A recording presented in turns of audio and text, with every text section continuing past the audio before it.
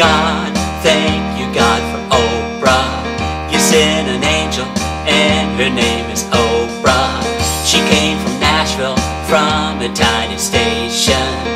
Now her show is all around the nations. Educated, educated, educated is the door to freedom. Thank you God for Oprah. Thank you God for Oprah. Angel Network, thank you God for Oprah. Christmas kindness, thank you God for Oprah. Educated, educated, educated is the door to freedom. Thank you God for Oprah. A beautiful lady. Number one for 22 years now. Take a bow, that's a lot of know-how. Spreading love, a ray of hope around the world.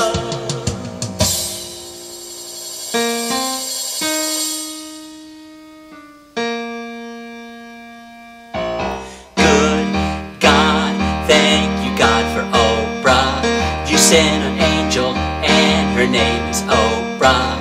She came from Nashville, from a tiny station. Now her show is all around the nations. Educated, educated, educated is the door to freedom.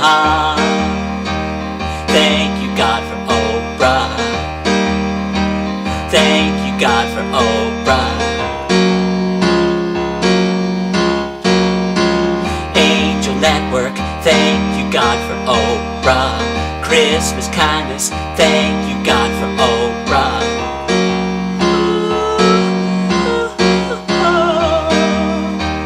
Thank you God for Oprah. Let's put an exclamation on this.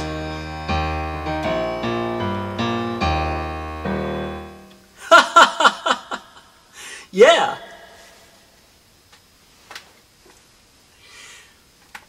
I want to say a couple things about the Oprah Winfrey Show. It's probably the Ed Sullivan Show of our time, even better, because we learn from that show. We have informed decisions after watching that show, and all the great entertainment value of the show as well. And Oprah Winfrey says she keeps a grateful journal, where every night, I think it is, in the evening, she writes about 5 things that she's grateful for that happened to her during the day. And I think that's a tremendous idea, and I'm going to start that today. I have been keeping a grateful journal myself, but kind of like I skip a month and then I write something down. Now I'm going to try it. I'm going to try it for a full year. I'm going to write down 5 things that I'm grateful for every day, and I'm going to see how it works.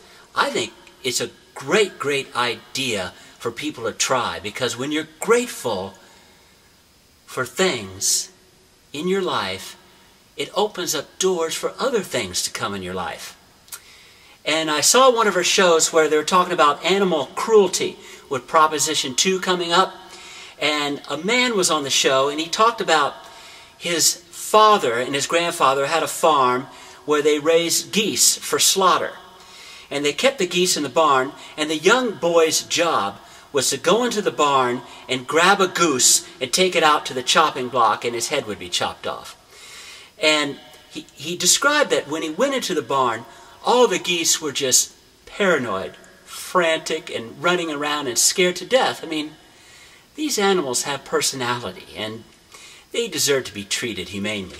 And he went into the barn one time, and all the geese were running around, and he grabbed a goose, and he was taking the goose out, and another goose, trembling in fear, stood in front of him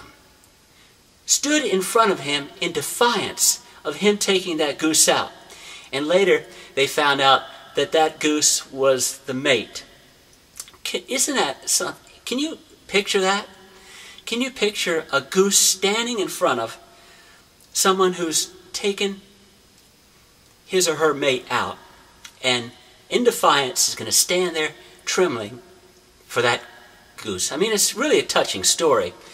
And in the same way, I will be the love that leads us through the darkness for ending starvation on this planet.